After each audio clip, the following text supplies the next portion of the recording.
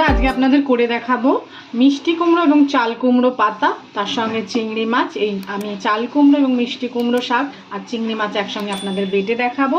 তাহলে ভিডিওটা শুরু করছি। প্রথমে আমি একটা পাত্রে জল নিয়ে নিয়েছি, জলটা আমি এবার গরমে বসিয়ে দেবো।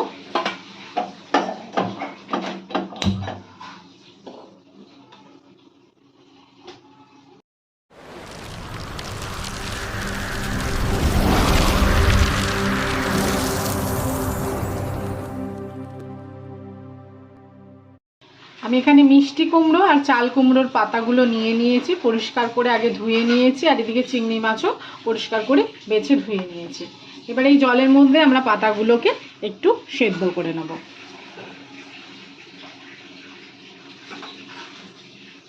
পাতার যে কাঁচা একটা গন্ধ সেটা যাতে চলে যায় তার জন্য হালকা একটু ভাপিয়ে নেব।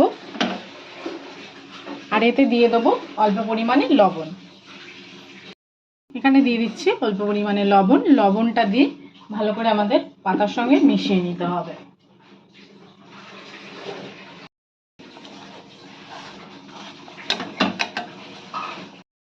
আমার পাতাটা আমাদের ভাপানো হয়ে গেছে। এবার এটাই পাতার জলটা আমরা ঝরিয়ে নেব ভালো করে। আমাদের পাতার জল ঝরতে ঝরতে আমরা একটা কড়াই বসিয়ে দিয়েছি। এখানে দিয়ে দিচ্ছি অল্প পরিমাণে সর্ষের তেল। কড়াইটা আমরা ভালো করে আগে গরম করে নিয়েছি, একদম অল্প পরিমাণে তেল দিয়েছি। আর এতে দিয়ে দেবো দুটো শুকনো লঙ্কা, আর দিয়ে দিচ্ছি কালো জিরে। শুকনো লঙ্কা আর কালো জিরেটা ভালো করে ভেজে নিতে হবে। শুকনো লঙ্কা আর কালো জিরে ভালো করে ভেজে নিয়েছি। এবার আমাদের চিংড়ি মাছগুলো এর মধ্যে আমরা দিয়ে দেবো।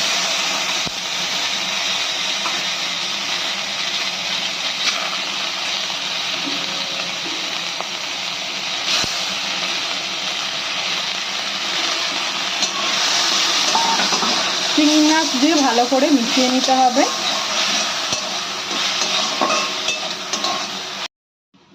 এবার এর মধ্যে দিয়ে দিচ্ছি 3টে কাঁচা লঙ্কা, পরিমাণ মতো নুন, আর দিয়ে দেবো পরিমাণ মতো হলুদের গুঁড়ো।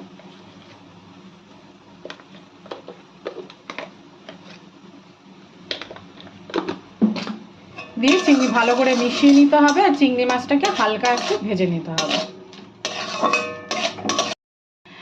চিংড়ি মাছগুলো আমরা হালকা ভেজে নিয়েছি। এবার জল ঝরানো পাতাগুলো আমরা এর মধ্যে অ্যাড করে দিলাম। চিংড়ি মাছ আর পাতা ভালো করে একসঙ্গে ভেজে নিতে হবে। আমরা ভালো করে পাতাগুলোর সঙ্গে চিংড়ি মাছ দিয়ে ভালো করে ভেজে নিয়েছি। এবার একটা প্লেটে আমরা তুলে ফেলছি।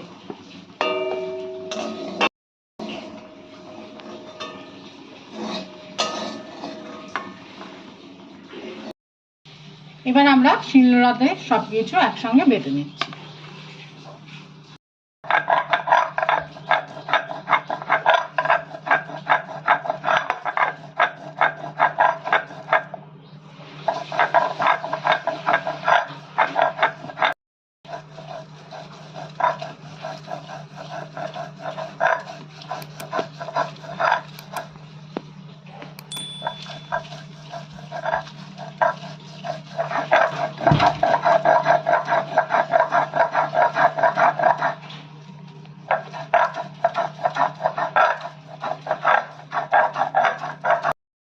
চিংড়ি মাছ দিয়ে আমরা কুমড়ো শাকটাকে খুব সুন্দর করে বেটে নিয়েছি।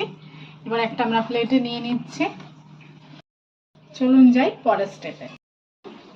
আমি কড়াই ধুয়ে আবার বসিয়ে দিয়েছি। কড়াই এবার ভালো করে গরম করে নিয়েছি। এতে দিয়ে দিচ্ছি সর্ষের তেল। তেলটাকে আমরা ভালো করে গরম করে নেব।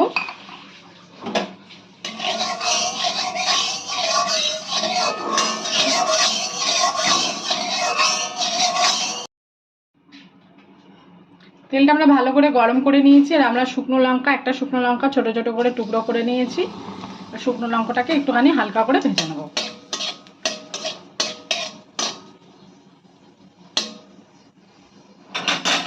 শুকনো লঙ্কাটা আমরা হালকা করে ভেজে নিয়েছি।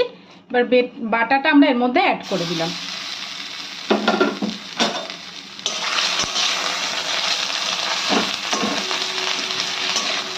আর ভালো করে বাটাটাকে কড়াইতে নাড়িয়ে নিতে হবে।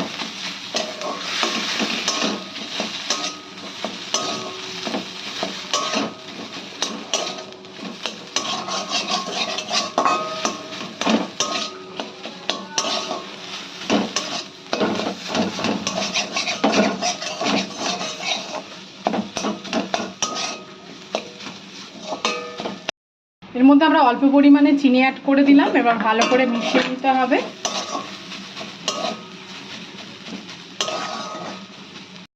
তৈরি হয়ে গেছে চিংড়ি মাছ দিয়ে কুমড়ো পাতা বাটা বা চিংড়ি মাছ দিয়ে কুমড়ো পাতার ভর্তা। এবার রেসিপিটা সম্পূর্ণ দেখার জন্য সকলকে জানাই ধন্যবাদ। আর রেসিপিটা যদি ভালো লেগে থাকে অবশ্যই একটা লাইক এবং কমেন্ট করে দেবেন।